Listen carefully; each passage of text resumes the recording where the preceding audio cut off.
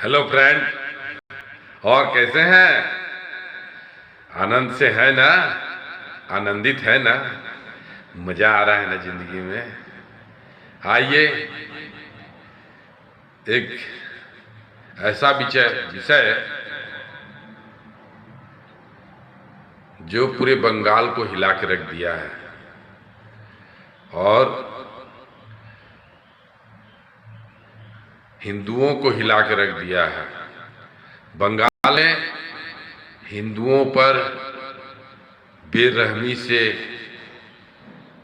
अत्याचार हो रहा है, महिलाओं पर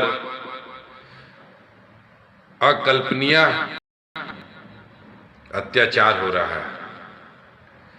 ये मानव समाज के विरुद्ध है।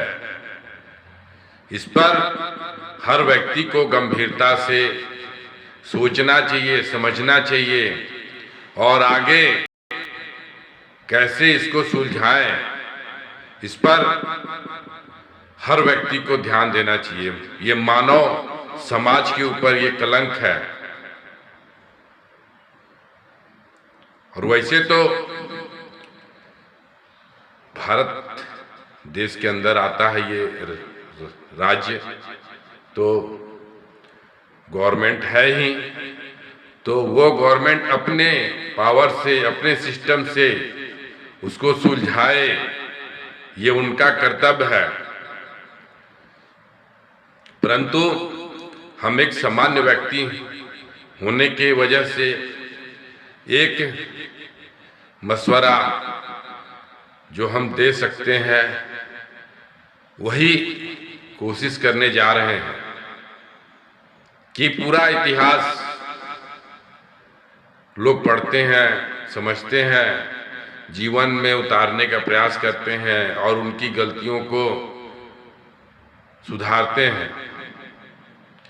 तो इतिहास के पन्नों से अगर हम देखें, समझें, तो लगता है जो ये घटना हो रहा है शायद पहले भी कई बार घटित हो चुका है और आगे भी होने की संभावना है। अगर हम इन बातों को ध्यान दें तो पहले गांव में अगर जिस परिवार में 10 लड़के होते थे, 10 का परिवार होता था, 15 का परिवार होता था, तो गांव में जिस परिवार की संख्या ज्यादा होती थी वो सबसे ज्यादा ताकतवर होता था। उसको कोई हिला नहीं सकता था और उनकी मनमानी चलती थी। वो अच्छा सोचे तो, बुरा सोचे तो उसका समाज पर, उनके गांव पर उसका प्रभाव ऐसा दिखता था। तो आज चाहे पहले हम मानव सामाजिक प्राणी हैं, समाज में, समूह में ही हम सुरक्षित हैं। अगर हमारा समूह नहीं है तो जिसका भी ज्यादा समूह होगा वो हमारे ऊपर हावी हो जाएगा। तो आज भी हम बिखरते जा रहे हैं, कहीं भी जाके बस जा रहे हैं, हमारा समूह नहीं बन पा रहा है। हम एक पारिवारिक समूह में, सामाजिक समूह में नहीं रह पाते हैं। तो जो दूसरा समूह होता है वह हावी हो जाता है और इस कारणवश हम और आप कमजोर पड़ जाते हैं। तो पहले जैसा था कि भाई जिस परिवार में ज्यादा संख्या होती थी तो वो शक्तिशाली होता था, तो आज भी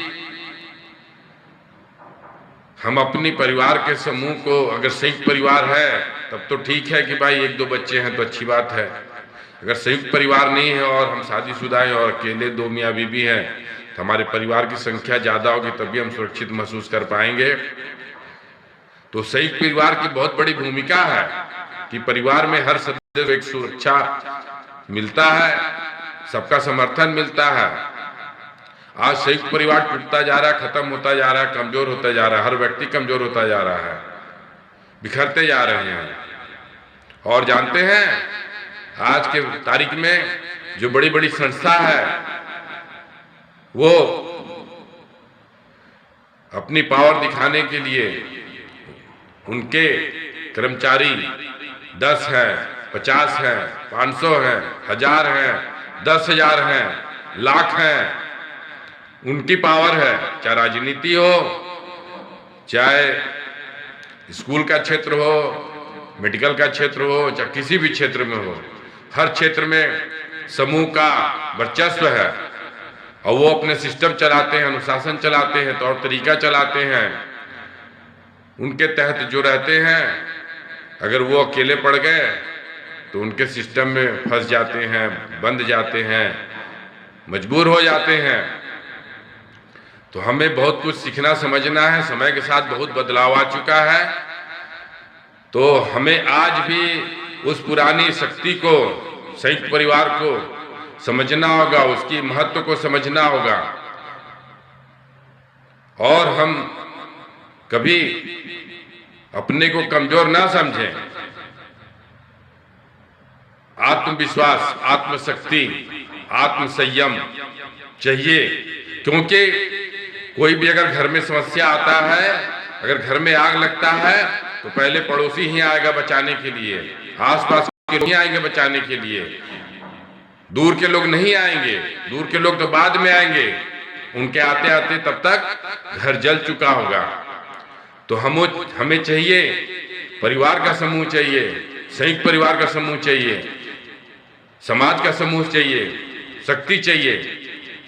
तो हम उस की सोच रखते हुए कहीं भी बसें, कहीं भी समूह बनाए, कहीं भी लोग रहें, हमारा समूह होना चाहिए। हमारे सोच, हमारे स्वभाव, हमारे मिलनसार स्वभाव होने चाहिए, हम जिस बिरादर के भी हों। अगर हम अपने समूह में नहीं रहेंगे तो कमजोर पड़ जाएंगे, कोई भी दूसरा समूह रहेगा वो हावी हो जाएगा।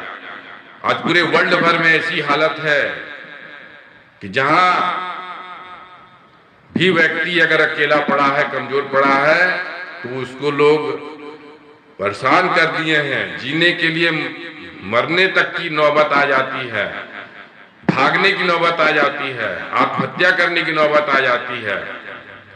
अगर समूह में रहेंगे, संयुक्त परिवार में रहेंगे, तो किसी न किसी तरह से हमको संरक्षण मिलता रहेगा। तो आज संयुक्त परिवार के महत्व को समझते जानते हुए आगे हम यही सोच रखते हैं, समझ रखते हैं कि आप